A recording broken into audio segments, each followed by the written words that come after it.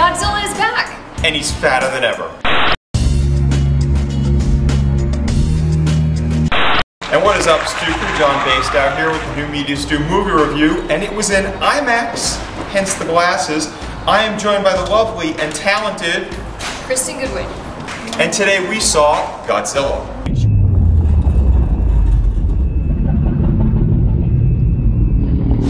This is one fat-ass lizard. Godzilla has thunder thighs. Anytime he expended even the slightest bit of energy, he had to take a nap. Taylor-Johnson is actually the big star of this movie. You also have Juliette Binoche, who, don't blink or you're gonna miss her, Bryan Cranston and Ken Watanabe. And also Elizabeth Olsen. Bryan Cranston's wife, Juliette Binoche, dies in an accident that they try to pass off as a natural disaster. It was not a natural disaster, all right?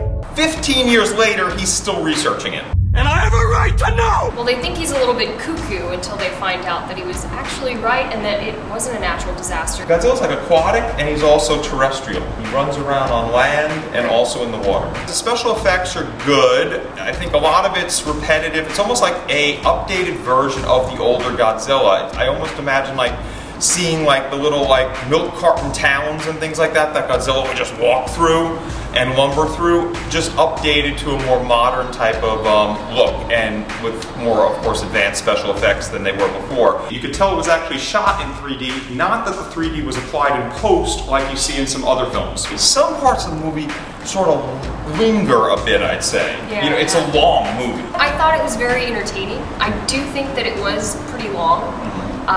But you know, it wasn't like it was insanely long where you were bored. It was it kept you engaged. A lot of the fights and a lot of the you know, back and forth of the battles go on for a long time, and that's, you know, good in some parts, but I'd like a little bit more dialogue sometimes. But I thought that we saw a lot of different films come into play. Like it seemed like you've seen that shot before. There was one scene where the bus driver was wiping the window when you could finally see Godzilla through the glass, and it reminded me of Jurassic Park. Oh, I was just gonna say that! One thing I like about this movie, much like the Rocky Horror Picture Show, is people know Godzilla and they get involved in the movie. I like your dance. That's the Godzilla dance. And when you stop doing the Godzilla dance, the body's still doing it behind you a little bit. I can't get over how fat he is.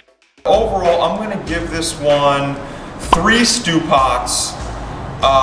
That fat, lovable, adorable Godzilla #1. I mean, you just want to grab him by the cheeks and just squeeze him. He's such a cutie. #2 is, I like the human element. I like sort of, I mean, a lot of times these monster movies, especially when you're going old school with monster movies, you just get into like, you know, battles. And it did have all that like I'm talking about, but it did have a human element to it. And it had a bit of a storyline which made it engaging. You have no idea what's coming. And #3 is, for the stew pot, is at least check out Bryan Cranston in it. You're goddamn right. Guys, make sure to follow this lady over on the Twitter at Krystin Goodwin. You see her all the time stirring the pot on New Media Stew over here, popping the culture on Culture Pop, so show her some love. Much love. Much love. And respect. Hi, this is Aviva Drescher from Real Housewives of New York. You're watching New Media Stew with JB.